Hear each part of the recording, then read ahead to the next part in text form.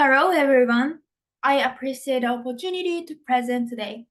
As we begin the final presentation, I am very excited to present the topic of new trainings and development. So let's dive in. So I'm particularly interested in your experience. So how many of you have taken the training regarding the leadership or team or emotional intelligence or diversity training such things? So if you don't have experience of the leadership training or some sort of training of the soft skill, that's okay. We're gonna learn today. If you have done that, that's great too. So according to the SHRM, 75% of employees express satisfaction with the training provided by employer. However, 55% believe they need additional training for better performance. Employee training is a crucial part of the organization, and our focus today is discover recent trend in training and development. So this is the overview. So let's explore the evolution of the training over the years for the first, and then we can understand our current standing. From there, we will go over the latest trend, such as emotional intelligence training, team training, and a diversity training, and so on and so on. And then we can go limitation and future direction, and then finally takeaways. So before we move to the new training methodologies, it's essential for us to catch how training has changed and evolved over the years. So let's get started. So the trainings started in the Middle Ages. The first one was the apprenticeship. This is about the skilled craftsmen taught their knowledge or their skill to apprentices through the hands-on skill. And after the Industrial Revolution happened, this is where they started the standardized training. And during the World Wars, structured military training started. And after that, as you may know, psychologist B.F. Skinner, behaviorist, developed the training by observable behavior. For example, Pavlov's dog. It's about the reinforcement to punishment, and so on and so on. And after that, researchers started focusing on the teamwork and the communication in the workforce. And computer-based training joined. This is where the beginning of the technology worked. And then now contemporary training focuses on the importance of the soft skill development, such as communication, leadership, emotional intelligence, also diverse workforce into the trend. And because of employment security, people tends to focus on the continuous learning. So in this presentation, my focus will be on the soft skill training, as I mentioned. It is on the trend right now. And before we move on, I just want to take a look at the survey result. So this is the Gartner survey held in 2022, last year. Nearly 3,500 employees found that when organizations help employees to build connection intentionally, their employees are 5 times as likely to be on a high performance team and 12 times as likely to feel connected to their colleagues. So if this is the result, the next question is how can we feel safe in the workplace? And how can we build the connection with each other? This brought us this model of emotional intelligence and then leader team effectiveness. So the basic ability of the emotional intelligence is the first place, and then also this is the important part of this model. And of course, everybody in the organization wants to develop their emotional intelligence or wants to have the emotional intelligence. But in this model, the author divided to the leader and a team. So if the leader has emotional intelligence, their characteristic or their behavior lean towards the transformational leadership. Transformational leadership style tends to be very motivational to the team and also very inspirational. Such leaders can manage team effectively, and then that leads to the team effectiveness. And if we take a look at the perspective of the team, if team has the emotional intelligence, their team dynamics will be changed. They feel more motivated, and also they will work hard to be collective or cohesion, and then they feel aware of the role. And then consequently, the team behaviors will be changed. So the performance will go up or creativity might go up. It leads to the team effectiveness. So from this model, we want to develop emotional intelligence first. So let's dive into the emotional intelligence training. So now what exactly emotional intelligence? So many people and organizations emphasize its significance. And we all know it's important. However, we don't know. It's the concept is very vague. So according to the Michelle, emotional intelligence is the ability to recognize and understand others' emotion while controlling own emotion. So the question is, can we actually improve our emotional intelligence through the training?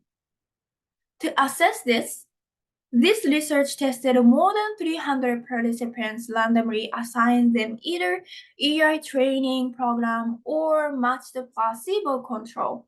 So EIT program is the actual emotional intelligence program, and then PAT program is the placebo. So let's take a look at the graph. So on the top one, it's a MSCEIT measurement, and the bottom one is SREIS measurement. So both of them are measurements of the EI, but they are different. So MSCEIT is the performance-based assessment tool to measure ability on EI. And then SREIS is the self-reported questionnaire about their own emotional emotional abilities and tendencies. The blue line here is the EI training, actual EI training, and the red line is the placebo. So as you can see, all EIT resulted improvements. Take a look at this blue line after the training. Both of them went up. It means the EIT program can improve emotional intelligence in terms of ability and self-report.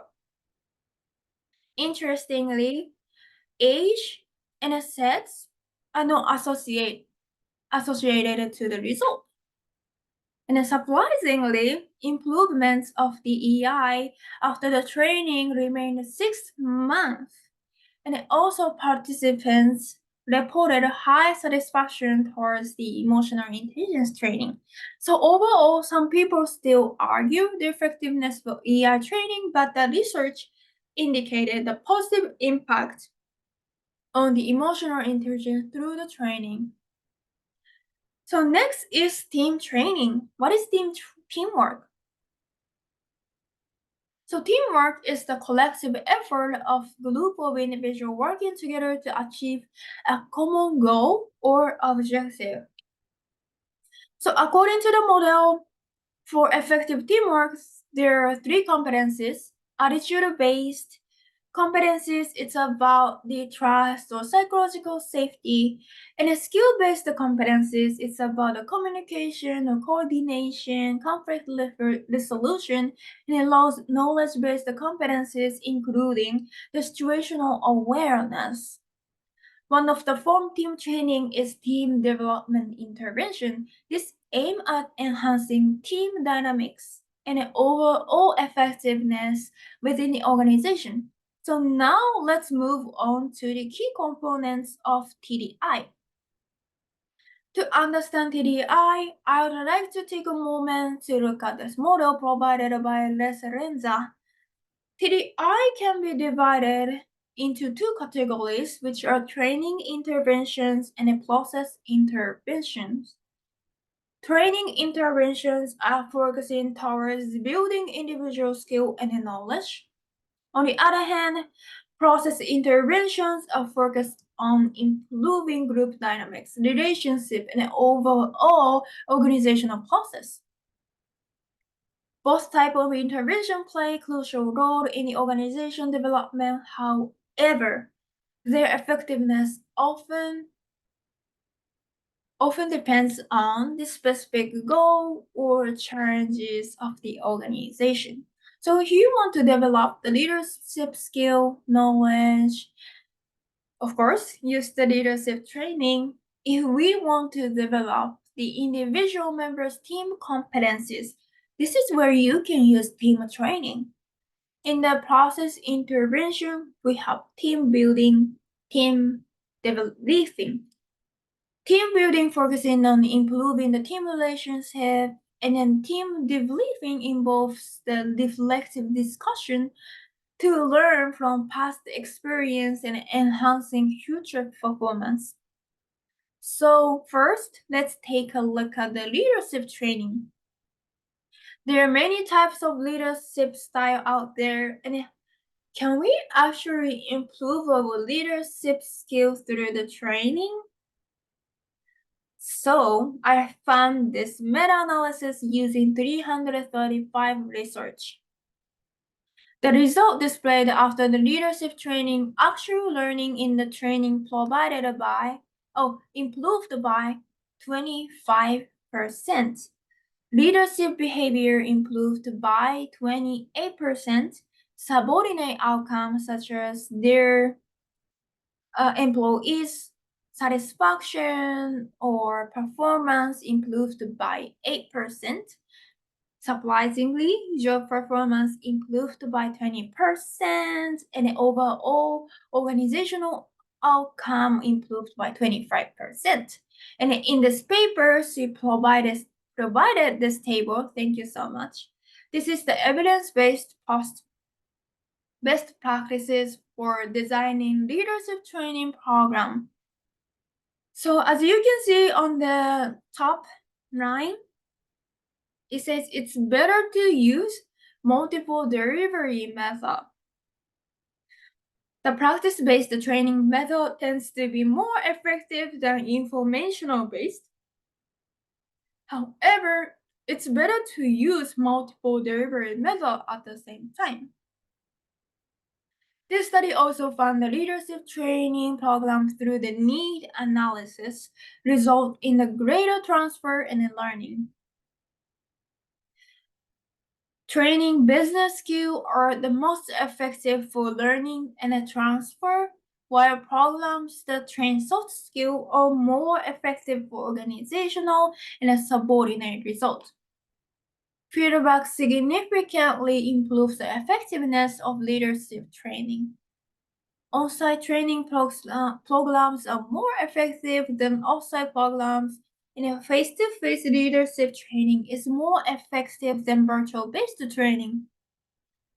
Voluntary attendance in leadership training program may increase the transfer, but decrease the organizational result. So this is the good thing to keep in our mind if you want to develop the leadership training or if you are related to the training development team. So let's move on to the team training. Systematic and formal team training is expected to develop team's ability to achieve high performance. So this is the meta-analysis conducted by the LISE after analyzing 21 different studies. The researcher found that there is a positive relationship between team training and team effectiveness. In simple words, when teams receive training, they tend to perform better. So they had a positive effect on 5 categories. Affective is the emotional aspect within the team. Cognitive is the intellectual aspect of the team. Subjective task-based skill is it's their opinion about their skill. Objective task-based skill is the actual skill that we can actually measure. And a team skill is the ability of team members to work together effectively. So in summary, the findings suggest that team training is linked to improve team effectiveness of these earlier and overall team effectiveness. So this meta-analysis provided the possible moderators such as team status, evaluational setting, and study design. So interestingly, team status did not have association to the result, but the evaluation setting and study design had association to the result. These findings indicate the well-planned and well-implemented team training can be a positive phenomenon in organization regardless of the status of the teams. So now we know the importance of the emotional intelligence, leader, team training. So let's dive into the diversity training. Well, we can focus on creating the positive environment where people can feel the safety. So, diversity training is to foster workplace environments that embrace diversity and to enhance the attraction, retention, sense of belonging for individuals from historically different backgrounds while reducing discrimination and prejudice. So this is the result from a large field experiment at the global organization testing whether belief diversity training can change the attitude or behavior towards women in the workplace using gender biased training. So the result displayed the top one is the attitude and the bottom one is the behavioral measure.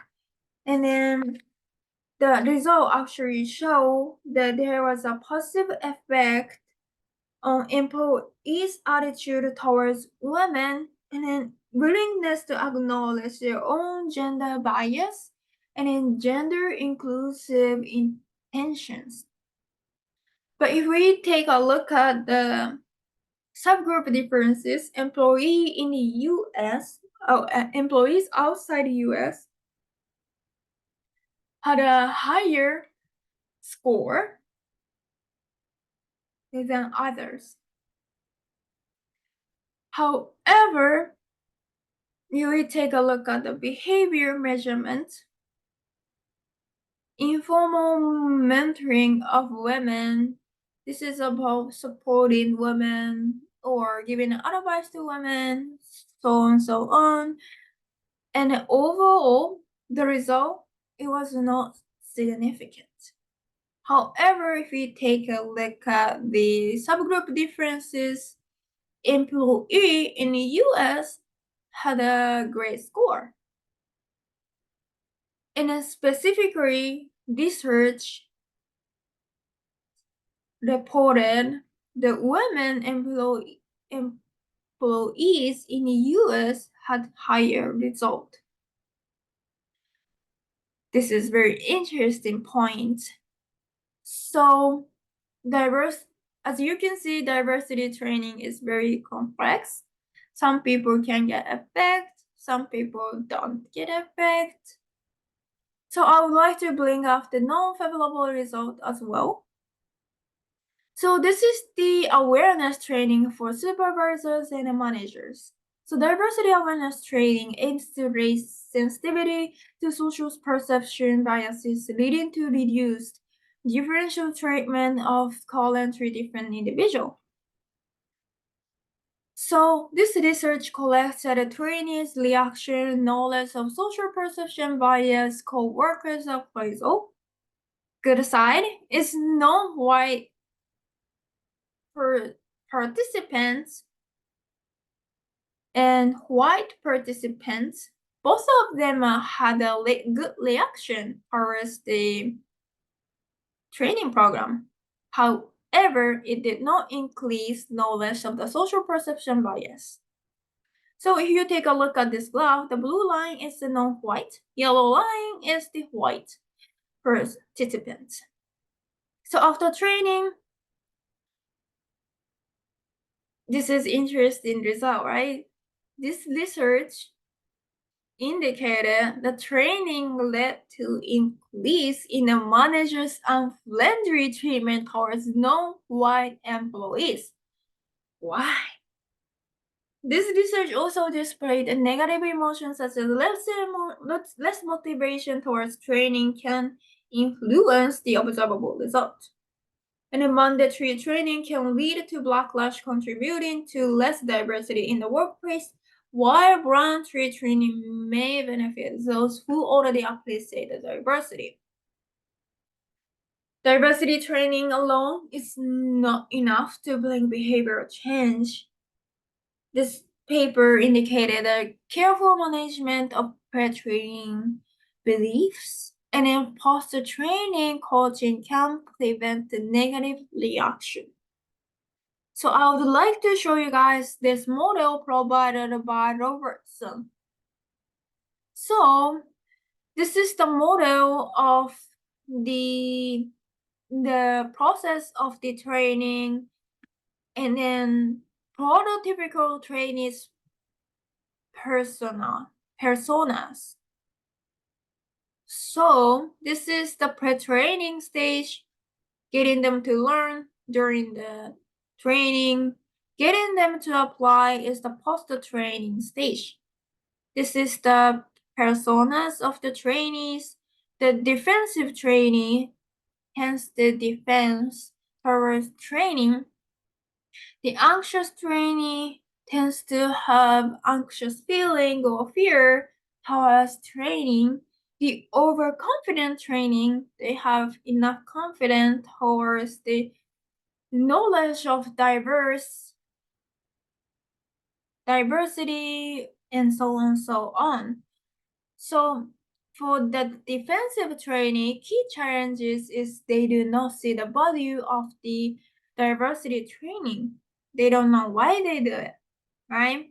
So what we can do to overcome the challenges, we can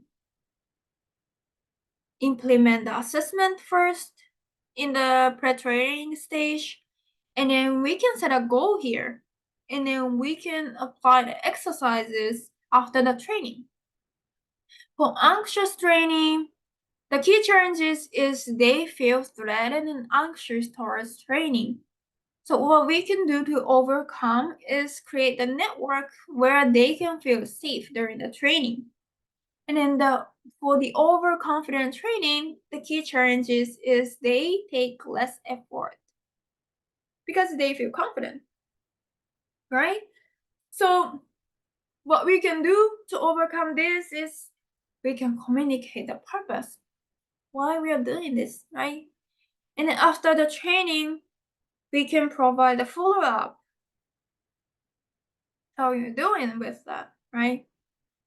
So overall emotional intelligence, not emotional intelligence, but the diversity training is very complex, as I said before. But understanding of the model will lead us to better understanding of the diversity training and other effects on the training. So I was looking at all the papers and I found some limitation in the parts where we can develop for the future research. So first of all, emotional intelligence training. So in the research, it was so hard to identify which aspect of EI got improved through the training. So it'll be interesting thing to see which aspects of EI got improved by the which type of EI training. And also training contents differences is also interesting, right? So what type of module you guys have in the training? Is it going to make a differences between trainings? So on, so on. And how and whom. So how we deliver the training. What type of delivery method we use. And then who are we going to train, right? Because in the research that I saw, there was a lot of, they used the healthy employees. But some people have a poor social skill, right? So if we train them, what's the result? How it's gonna help them, right? And then transfer, how can we transfer our training, that knowledge through the training? And then maybe there's other factors contribute to the result. And then team training, method at class studies were not similar enough to conduct modulator analysis. So it was a small sample, right? And the team building research, we have less. I couldn't find many team building research. So it will be interesting to see the team building research, but it will be so hard because it's a long-term process. And in diversity training, the research had an absence of the post-training coaching.